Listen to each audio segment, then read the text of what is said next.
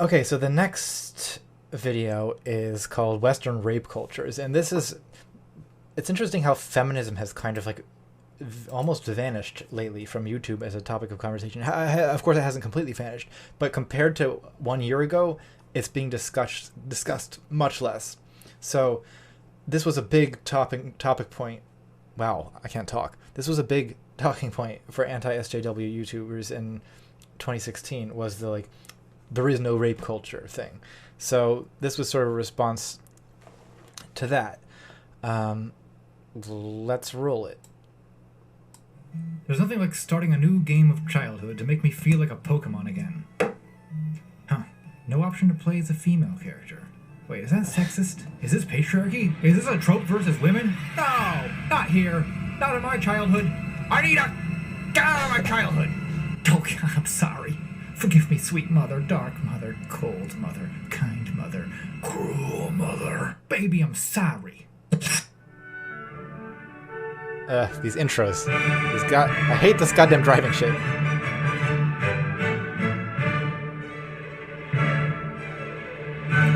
That's me driving through the Smoky Mountains in North Carolina. It's foggy and cool, but it doesn't make sense with the video, and the font sucks.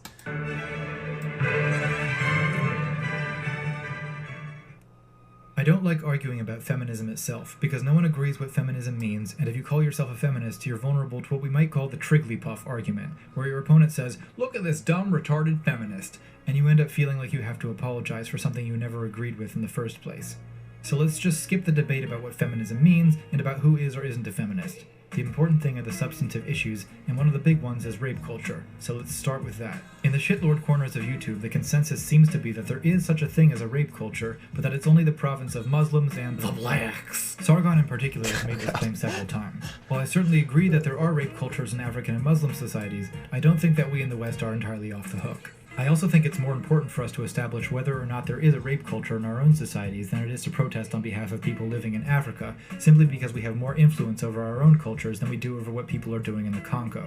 This is also my response to people who say, "Why are feminists complaining about first world problems when there's still female genital mutilation in Egypt?" Well, if I could press a button and end female genital mutilation in Egypt, then I would. But the truth is that I have no influence whatsoever over cultural traditions in North Africa, whereas I do at least have a small influence over the people in my immediate vicinity. So if it turns out that there is a rape culture in America, then that has more of a moral pull on me than...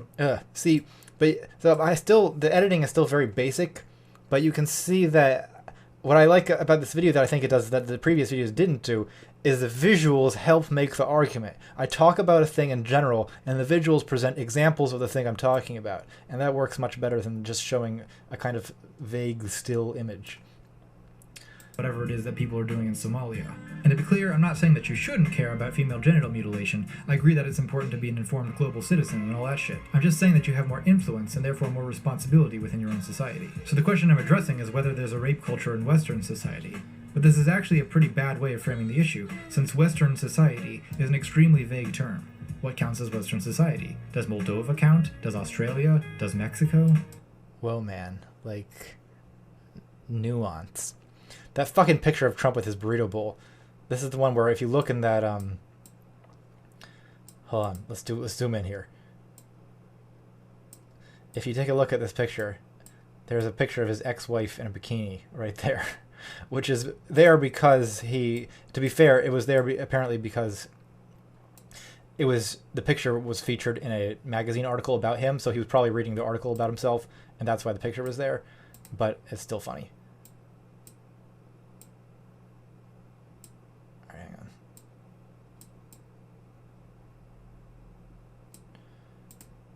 But even if we restrict the topic to just one country, it remains unclear what it would mean to say that, for example, American culture is a rape culture. What is American culture? Are we talking about hip-hop culture? Appalachian culture? Juggalo culture? This gets pretty complicated. It's like doing my goddamn taxes. The standard deduction must be prorated. I just did my taxes again, and I love this joke. Prorate the standard deduction using the following formula. It's a Plinkett joke, though. It's definitely a Plinkett joke. Income factor equals prorated standard deduction. What the fuck is the Maryland income factor? God damn it! What do feminists mean when they say we live in a rape culture? Who are we? What is culture? What is is? Enlighten us, Socrates! Oh. All of us will die before these That's the first appearance of the Socrates joke. questions are answered, so I'm going to push ahead with the warning that clarifications might be necessary. The phrase rape culture describes an environment where rape is normalized and justified, and where rape victims are shamed and blamed. Certainly this accurately describes the culture of Congolese warlords and Homeric heroes, but in a different way it also pertains to societies that do not openly endorse rape. A common argument against the idea of first world rape culture has it that because rape is illegal and because rape among crimes is reviled almost uniquely, there is no way that, say, American society could be accurately described as a rape culture. But of course there are also laws against drugs, and we're all taught. I believe this is a screen capture from Fear and Loathing in Las Vegas, which actually makes a couple of appearances. But back when I was using these like images from like movies and stuff, often they would just be like images from like whatever movie or TV show I happened to have been like watching at the time, which is one of the problems with I think doing this style of video.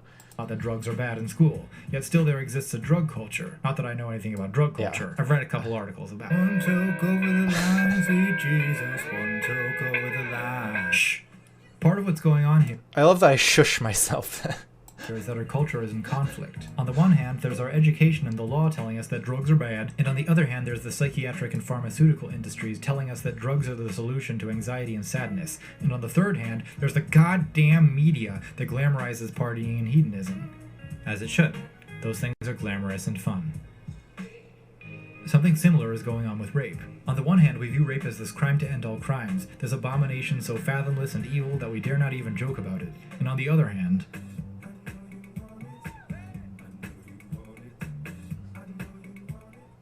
I maybe should have attempted to make a clearer connection between blurred lines and the rape culture idea, because I think a lot of people objected to this video that I just put up blurred lines as if that was like self-evidently rape culture, where of course that's like the very point in question is this kind of thing amount to normalizing rape?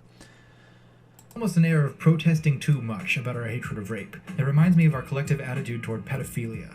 Overtly, we hate it so intensely that there are actually vigilante gangs of pedophile hunters and reality TV shows dedicated to persecuting potential offenders. At the same time, we fetishize youth and even childhood to such an extent that the explicit disdain we hold towards pedophiles almost amounts to a kind of doublethink. Likewise, I think our society is essentially conflicted about rape. I also think that, far from being knockdown proof that there is no rape culture, the exaggerated horror we reserve for an extreme idea of rape actually helps to provide cover for more common everyday rape. If rape is the worst of crimes and rapists are monsters, then why don't we feel like we're looking at abject evil when confronted with an actual rapist, like, say, Brock Turner of Stanford dumpster fame? Well, probably it's because fingering an unconscious woman for a few minutes is not the worst crime humans are capable of, and Brock Turner is probably not a total monster. In fact, if you're an upper-middle-class Stanford alum like the judge who sentenced him to 6 months in county jail, he might even seem relatable and sympathetic. But what Brock did still is rape, and it is illegal and immoral.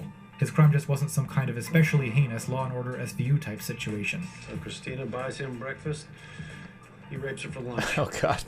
Fucking so SVU. There's a mismatch about what we say we think about I do like and what we SVU, actually but it is do. a guilty The pleasure. idea that psychopathy or some inherent It's not high art. moral defect is what leads men to rape also supports the argument that teaching men not to rape is a harebrained feminist pipe dream. Rapists know that rape is wrong, the argument goes. You can't teach thieves not to steal. Put your hands up if you have a lock on your front door. Why do you do that? Why do you put a lock? Don't you even start. Look, everyone agrees that the sentence rape is wrong is true, because the word rape is loaded with negative moral value. The problem is not that rapists don't accept the truth of the proposition rape is wrong, it's that they don't even think of their behavior as rape in the first place. The people who argue that rapists know that rape is wrong have a bad theory about the psychology of rapists. In Brock Turner's statement in court, he said, "In no way was I trying to rape anyone, in no way was I trying to harm anyone, and in no way was I trying to take advantage of anyone." The same Broadly article that quote is from also quotes the vice president of the European Men's Health Forum, who says, "If you look at court cases, you'll see there are very few instances of sex offenders admitting to the offense. Instead, the phrase you constantly hear them say is, 'I thought she wanted it too.'" A few years ago, there was an Ask a Rapist thread on Reddit, where rapists and people who had almost committed rape shared their side of the story. Very few of the rapists claimed to have been thinking at the time, "I know that rape is wrong, but I'm going to do it anyway, because I'm so evil." Much more common is, "That's when I thought she must have wanted it." There's also a lot of rationalizing and justifying. The "men can't control themselves" theory is very popular with rapists. An erect penis has no conscience, as one rapist puts it. And actually that's true, but you are not a slave to your penis, sir. Blaming alcohol is also popular, which I take personal offense to since I've been drunk since 2008 and I never raped anyone. Now, there are some... Oh, God. Yeah, so I feel like I don't have a whole lot to say in this video because it's just me making good arguments for the most part.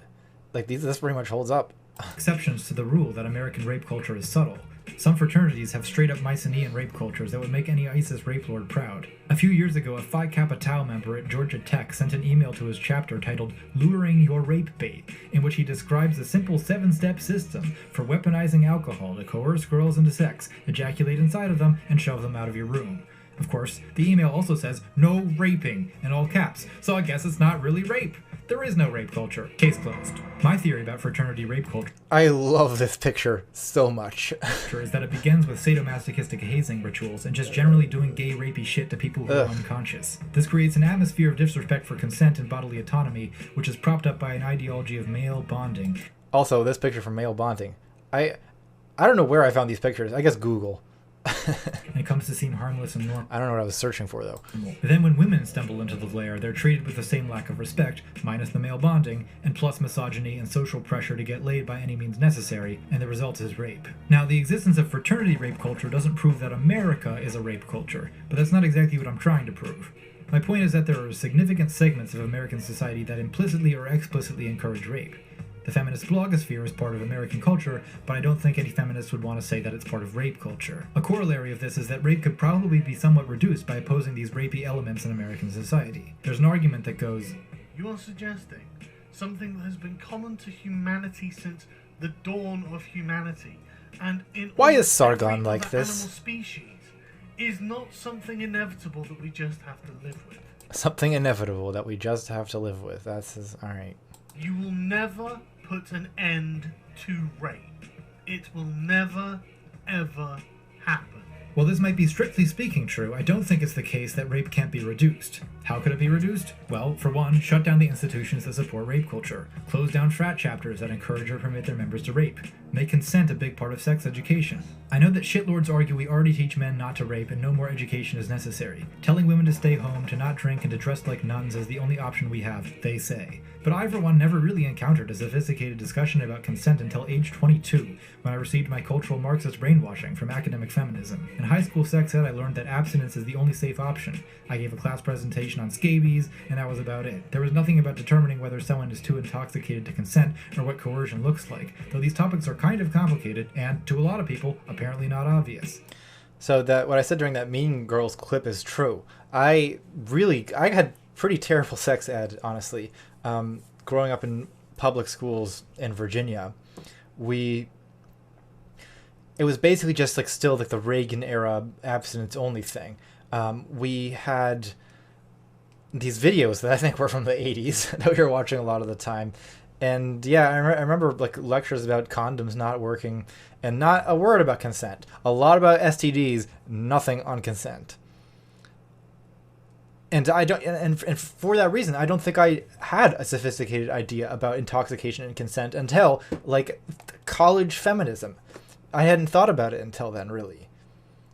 Kids received mixed messages about it from their peers, and so yes, I think good education on the subject would in fact help. And I don't think parents are doing an adequate job either. Brock Turner's dad still can't really face the fact that his son is a rapist, even after he was convicted. Most parents understandably don't want to believe that their child is capable of raping someone. This is another area where our idea of rapists as inhuman monsters actually gets in the way of preventing rape. The Brock Turner case is interesting because it illustrates some of the ways that there are still remnants of rape culture in America, but it also illustrates how things have changed for the better. On the one hand, there's the tendency of the media, and for that matter the judge, to sympathize with the rapist, to downplay his crimes, and to lament the ruined opportunities that will result from the tragedy of his having raped someone. On the other hand, Brock has been widely vilified on the internet. His comparatively lenient sentence has been met with outrage, and the Vice President of the United States has publicly declared his victim a hero. This is the opposite of what we would expect from a rape culture, and it indicates that major progress has been made on this issue. I say progress because things used to be a lot worse. I wasn't around in the 1960s. That was a short clip I used from Rocky. There's a ton of examples of like very rapey sex scenes in like big movies, but the one from Rocky is kind of a subtle one, but it's definitely bad. Like he's obviously a giant, terrifying boxer, and she is tiny and mousy, and without any kind of like affirmative gesture or word from her, he kind of like intimidates into her corner and starts like making out. And I think so. I should have maybe said a little more. I should have said a little more about that instead of just showing clips of it and assuming the audience would remember the scene and know that it was bad. But I think the argument that kind of stuff amounts to a kind of rape culture isn't simply about, okay, I don't think depicting rape on screen, in my opinion, that's not rape culture. It's about how it's depicted. If it's depicted as like part of the normal procedure for heterosexual romantic relationships, then it becomes rape culture. It's because you're depicting it in a light without ever acknowledging that anything like bad is going on, or anything morally questionable. 60s, but I think that art and media history tell a pretty compelling story. Look at this scene from Goldfinger. This is a prime example. Bond rapes pussy galore until her body says yes.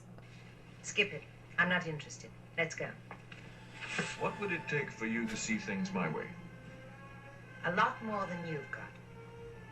How do you know? I don't want to know. It's so bad. Isn't it customary to grant a condemned man his last request?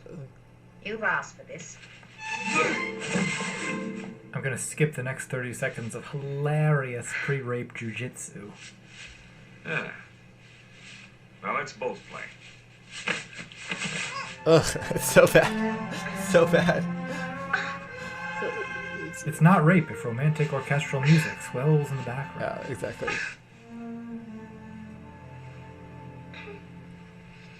It's pretty hard to imagine a script with a scene like that in it getting picked up today. But this... And then I show for 3 seconds the scene from Thunderball, which is actually worse. In the scene from Thunderball, he literally like blackmails or like extorts sex out of this woman, and this is like our protagonist. Sort of thing does still have its apologists, like in this video, where professional dating coach Adam Lyons teaches you to get girls like James Bond by being persistent and not getting discouraged by resistance. I'm not going to take no for an answer because I just refuse to do that because I'm a winner. And winners, we don't listen to words like no or don't or stop. Dennis Reynolds is the perfect embodiment of this type of man. Like, I don't like using clips from TV shows in my videos now because it's like, make your own fucking jokes. But for a video on rape culture, Dennis is fucking perfect because he doesn't see that, because it's this exact... What I love about the show is they show how this kind of like pickup artist mindset plays out in reality. So it's this guy he's not telling himself that he's a monster. He's like, I'm just a winner. Like, I've got to, like, I can't, I'm too good to take no for an answer. And this is the kind of advice that you hear and the pickup artist forums and things is that like Roosh says this in Bang, is that like if you get rejected once, you just keep trying and trying and trying until you like exhaust the person, and yeah, it's an incredible depiction. Those words are just not in our vocabulary.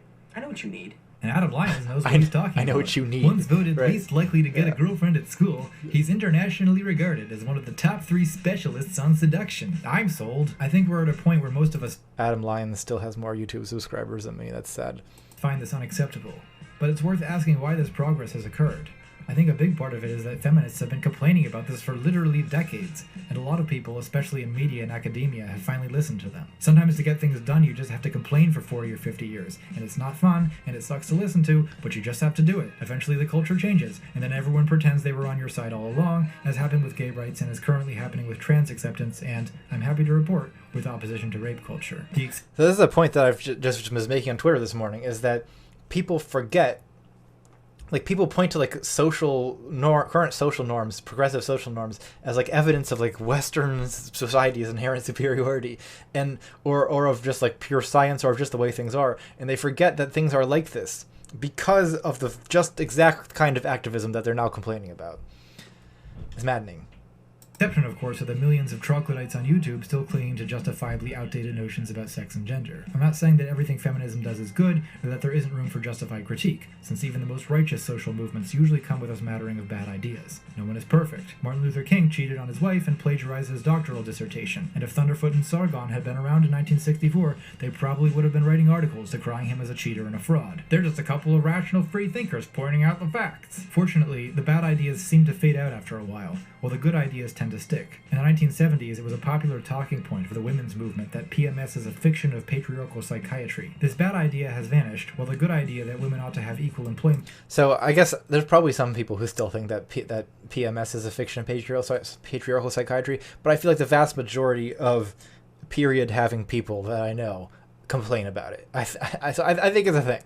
Opportunity has persisted. So it's not that there's anything wrong with critiquing the weak ideas of social justice movements. I mean, that's probably what I'd be doing myself if YouTube weren't so inundated with bullying shitlord response channel bullshit. What I strongly oppose is this position that feminism is I've become so much more of an SJW than I was when I first came on YouTube. I feel much closer to these social movements than I did. I mean, I think when I first started making these videos, I envisioned myself as a more liberal, kind of armored skeptic almost figure who would kind of have detached commentary on these things. But my exposing myself to a lot of this has convinced me that there's that there's really only one morally justifiable position to take, which is to be basically on the affirmative side of social justice movements. And okay, yeah, you can critique them if there's bad stuff going on them, but if you're not supporting, you're making things worse. You can't just be a detached skeptic. And feminism is the enemy, and feminism poisons everything. This is just reactionary and indefensible. If you liked this video, please like, subscribe, and PM me your news. Oh god. I'm a man on the internet, and next video is about rape. What could be safer than that? Well...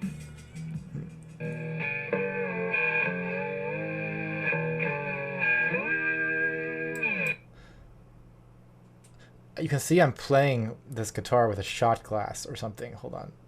Yeah, a shot. Let's zoom in with a shot glass, and then on my hand is a bandage.